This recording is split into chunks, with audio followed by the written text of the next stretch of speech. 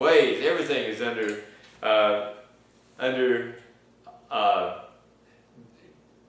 Allah. The father of the Muslim Brotherhood was Kareem Albana, A-L, small A-L, B-A-N-N-A. And he's the father of the Muslim Brotherhood. He founded it in 1928. In 1924, the great Ottoman Empire had fallen, and he was in college, and with some of his students, they decided to get together and raise up the Islamic Caliphate one more time to restore that which had been lost. So in 1928, they formed the Muslim Brotherhood. Their objective has always been the establishment of a global caliphate and the enforcement of Sharia law on the world. Not a modest plan. I mean, Napoleon had it. Hitler, of course, had it. Napoleon. The world domination. And the key objective is for them to infiltrate all levels of government, federal, local, state, and county, and become elected into these government and influence governmental policy. They would infiltrate schools, all professions, and every aspect of the country, which they're doing here. They've set up cell groups, small cell groups, and it's very organized, very militaristic, has a great hierarchy, just like powers and principalities and spiritual wickedness, and Satan's kingdom is very hierarchy, has different levels of government. The first official Muslim Brotherhood organization in the United States was founded in 1964 in Champaign, Illinois, at the University of Illinois, and it was called the Muslim Student Association. Wallace Shabat, a great American patriot and a great author and a former terrorist who converted to Christianity, came over during that time and was establishing Muslim student associations. From that humble beginning, they now have 600 organizations in the United States, student organizations in the colleges. I was just at Duke University, and they have one over there at Duke University, one of our great universities in the Triangle area in which I live. Now, after 9/11, in November of 9/11, the Swiss authorities raided a villa in Switzerland, and they seized this document, which they call the project. And the project outlined the whole objective of the Muslim Brotherhood. And Youssef Nada was the man whose villa they raided. And he later, he had been funding Al-Qaeda, and it was suspected that he had funded the terrorists who flew into the World Trade Center in New York and the Twin Towers. A few of the objectives of this organization was to maintain the appearance of moderation, to infiltrate existing Muslim organizations and realign them to the goals of the Muslim Brotherhood, and to finance them. To make deception, use deception to mask the goals of Islam. And there were more. Infiltrate all aspects of schools, higher learning, the government. There was a number of different objectives in this thing called the project, to really take over America from within. The Muslim Brotherhood influenced the political correct global war on terror language. there was a lobbying group in Washington, D.C., led by Jim Garrard, and it was called the True Speak Institute. So they lobbied, they got with him, and he came up with this garbled up lexicon, vocabulary, in place of the actual words the enemy used to describe it. As a consequence, the FBI, when they published their counterterrorism lexicon in 2008, they left out words like jihad, caliphate, Muslim, Sharia law. They took them out of their training manuals. The FBI, Federal Bureau of Investigation. Unbelievable, isn't it? That same year, the Department of Homeland Security and the National Counterterrorism Center instructed its people. The Department of Homeland Security instructed its people not to use Sharia law, not to use a caliphate, not to use Muslim, not to use any of these words.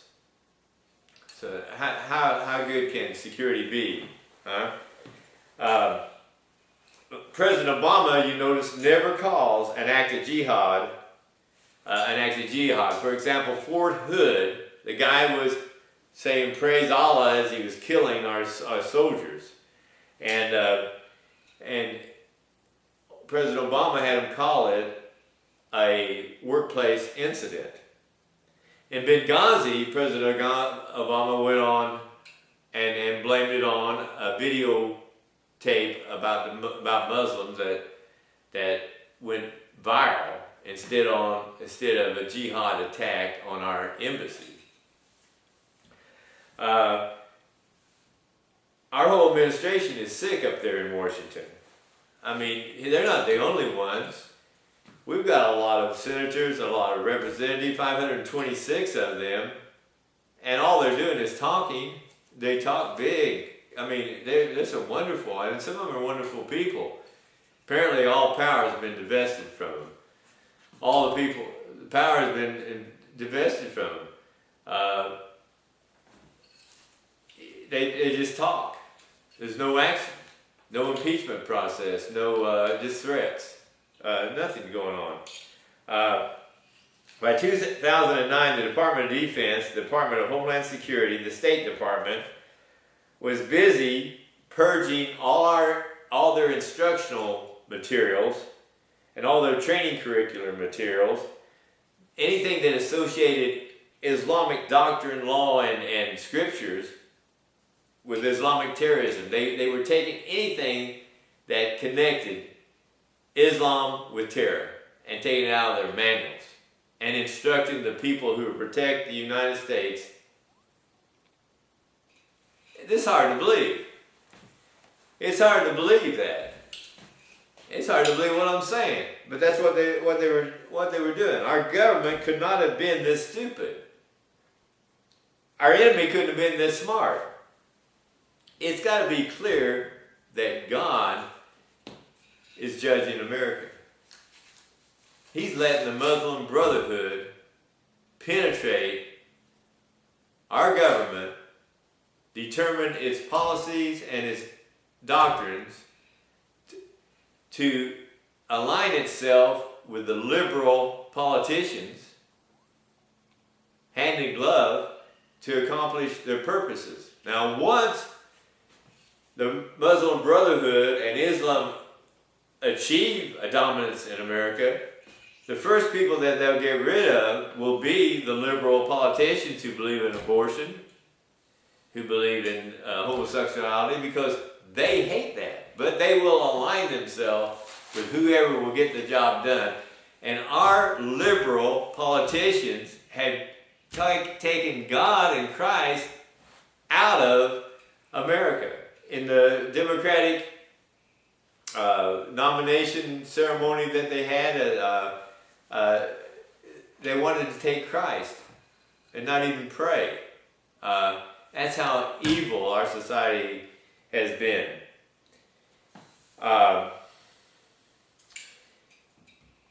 This guy right here was brigadier in the Pakistani armed forces. His name was S.K. Malik.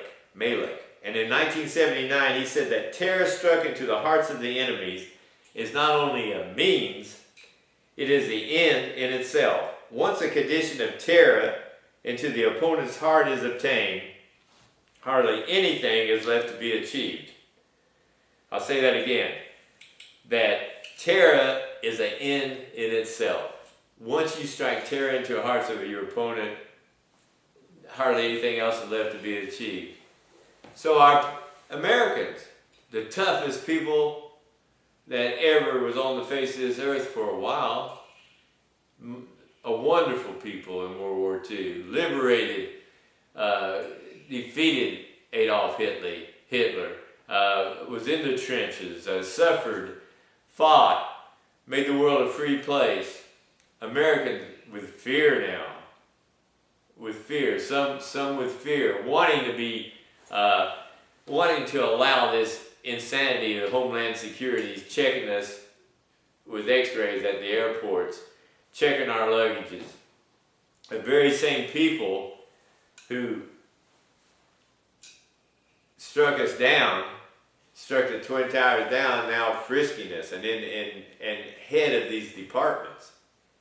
It's outrageous. It's insane. It doesn't make sense. Not to my mind. There was a guy named Al-Mondi, and he was a Muslim Brotherhood, and he was accepted as a moderate in our government because they convinced our government that they are moderates. And he became an advisor to President Bill Clinton and later an advisor to Hillary Clinton. He established the Muslim chaplain program for the Department of Defense. And now you know the Christians are under attack in our military, you know. Then he inserted this guy named Caleb Safuri and another gentleman, well, not a gentleman, another man named Sami Al-Arian into the President Bush presidential campaign. Then Suhail Khan was appointed to the White House Office of Public Liaison, which allowed him to obtain access for the Muslim Brotherhood to come and go into the White House. Al-Mondi was eventually arrested. Now he's the one that was he was President Bill Clinton's advisor, Hillary Clinton's advisor. He's later arrested and imprisoned for terrorism charges because he was found out to be a senior Al-Qaeda advisor.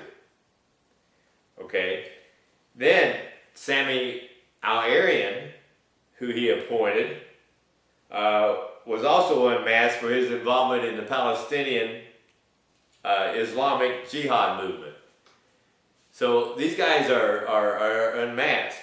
One of them goes to jail. One of them is found out that his involvement in terrorism.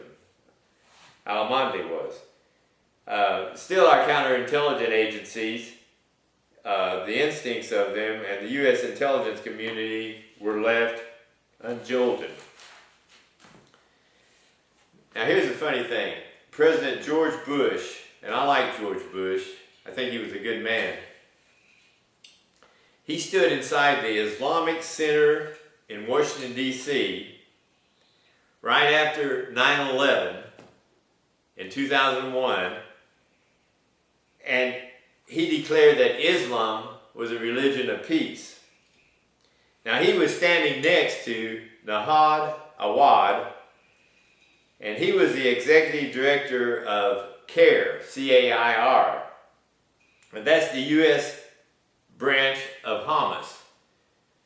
So here's the irony of the situation. President Bush is standing next to Awad, and Awad is one of them that's responsible for the taking down of the Twin Towers.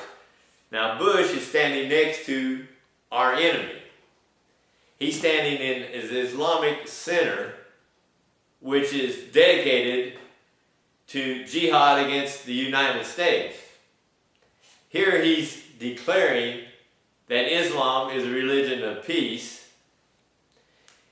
Here is his enemy, who is playing a key role in the destruction of the Twin Towers, standing next to him.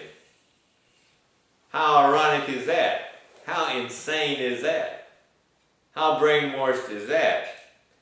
There was a guy who was a lawyer in Bush's administration, and he was teaching at the Department of Justice, and he was teaching about the involvement of Islam and the Muslim Brotherhood in jihad, and all the bad things that they were doing within the United States government. Well, one of these guys that was one of the Muslim Brotherhood, and I don't remember who it was right now, saw to it that he was fired, that his contract wasn't renewed. That's how much power they have. There's a Laquais Safi, S-A-F-I, however you say that in Arabic. He's a Syrian American Muslim. He's a member of the Muslim Brotherhood. And he was named a co-conspirator in the 2003 trial of our Aryan. Remember our Aryan that we just mentioned just a minute ago? Well, he was named a co-conspirator in that trial. In spite of this, Safi was hired by the Pentagon to teach a naval postgraduate school contract. He was to teach troops that were getting ready to leave to Afghanistan about Islam. So you can imagine what he was teaching about Islam. You know, go over there, guys, you know, respect them, you know, they're a religion of peace. You know, feed them hogwash. And how can you get mentally prepared to fight your enemy if your enemy is teaching you about themselves? Good question. Safi was also at Fort Hood when Army Major Nidal Hassan gunned down the 13 people. He later tried to go to the families of those people which Hassan gunned down and present them a check called blood money. They refused to take it.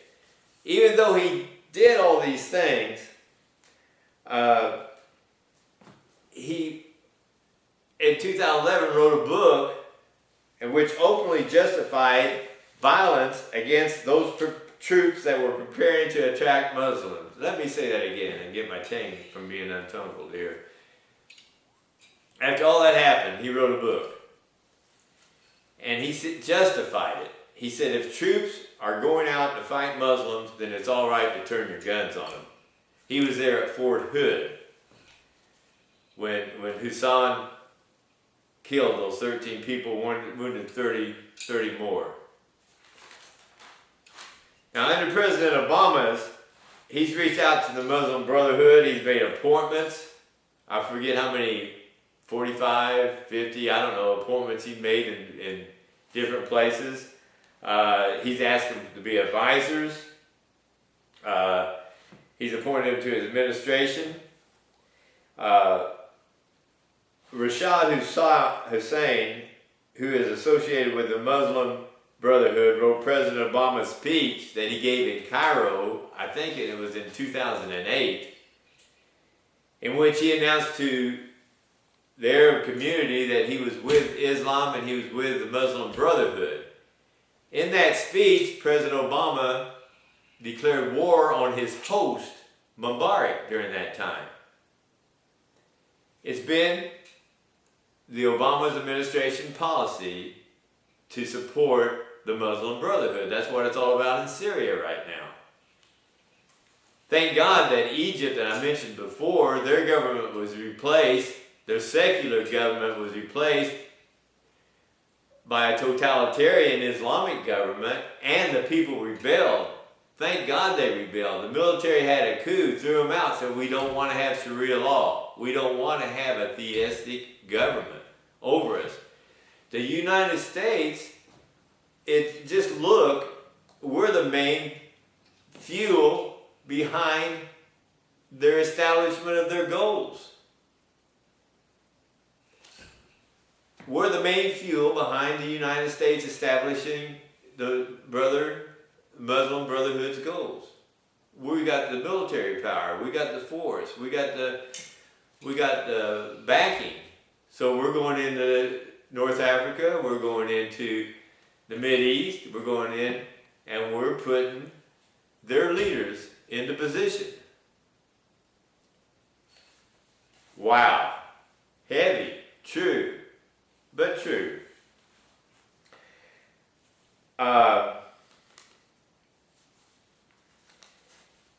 There's a Huma Abedin. She's Secretary of State Hillary Clinton's Deputy Chief of Staff, and she's been with